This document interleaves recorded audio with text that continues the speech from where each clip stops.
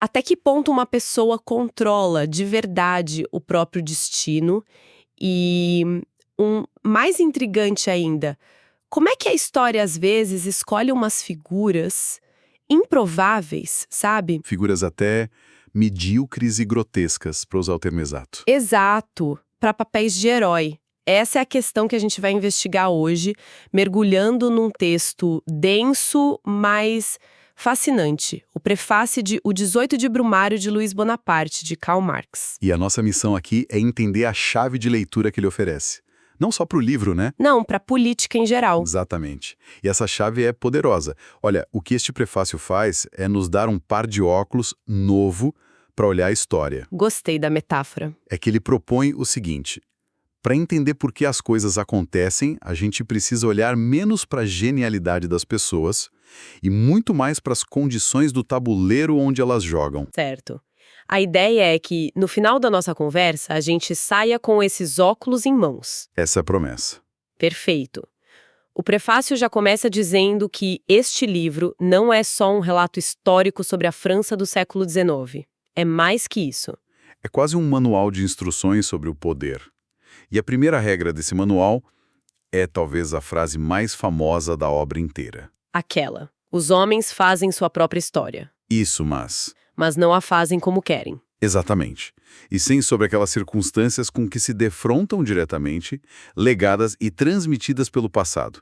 Pensa no jogo de cartas. Ok? Você joga sua mão, você toma suas decisões, blefa, mas as cartas que você recebeu na mão, você não escolheu. A história te deu as cartas. A história te deu a mão. Você decide como jogar. É isso. Entendi. Mas isso não soa um pouco fatalista? Se as circunstâncias, as cartas, nos limitam tanto, qual o sentido de tentar mudar algo? Parece que a gente está meio preso, né? Essa é a tensão central.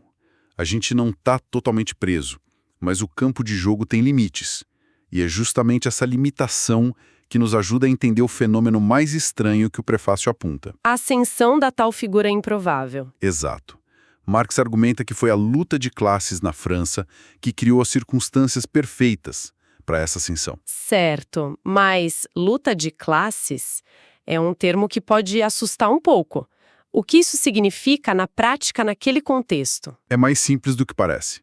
Imagina um grande cabo de guerra. Ok, um cabo de guerra. De um lado, a burguesia industrial, do outro, os banqueiros, os financistas.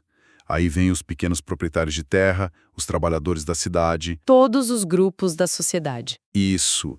Todos os grupos econômicos da França puxando a corda com toda a força para o seu lado. O resultado foi um impasse total. Ninguém vencia. E a República ficou paralisada. Ah, então foi esse vácuo de poder. Esse cansaço geral. Foi isso que criou a oportunidade perfeita. Espera um pouco, porque isso é totalmente contraintuitivo. A gente tende a pensar que grandes eventos exigem grandes líderes, grandes figuras. Sim. Mas a tese aqui é o oposto. Uma crise profunda, um impasse pode criar o cenário ideal para alguém mediano. É isso mesmo? Exatamente. Você botou o dedo na ferida. A ideia que vira tudo de cabeça para baixo é essa. Às vezes, a história não precisa de um gênio. Pelo contrário. Pelo contrário.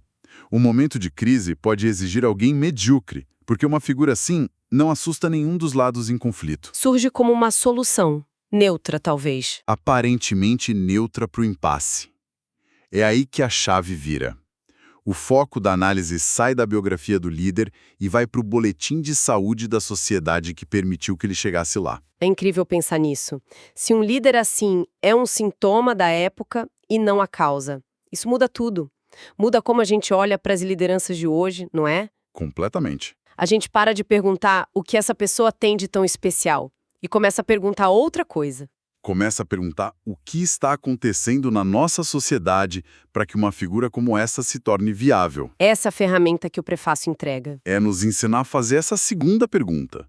A análise do Marx, embora seja sobre o século XIX, se torna um modelo para a gente pensar a relação entre poder e sociedade. Em qualquer tempo. Então ele nos convida a sermos detetives das circunstâncias. E não apenas biógrafos de líderes. Perfeito. E essa, então, é a grande lição que fica. O prefácio nos prepara para o resto do livro, nos dando a pergunta central, que é: como a estrutura social, o cabo de guerra, e as ações individuais, o jogo de cartas, se combinam para produzir resultados que ninguém esperava. Exatamente. E no nosso próximo encontro, a gente vai mergulhar no texto principal para ver como Marx coloca essa teoria em prática. Vendo a cena francesa da época. Veremos o tabuleiro e as peças em movimento. Vai ser bem interessante. Combinado. Então, o que a gente leva de hoje, em resumo? Primeiro, agimos na história, mas dentro das regras de um jogo que a gente herda. Agência limitada. Segundo, um impasse social pode abrir caminho não para o mais brilhante, mas para o inesperado. O papel das condições. E por fim, que a melhor forma de entender um líder é entender a sociedade que tornou possível. Para quem nos ouve, fica a reflexão. Olhando para o nosso tempo, que tipo de cabo de guerra está acontecendo agora? E que tipo de vácuo isso pode estar criando para os líderes de amanhã?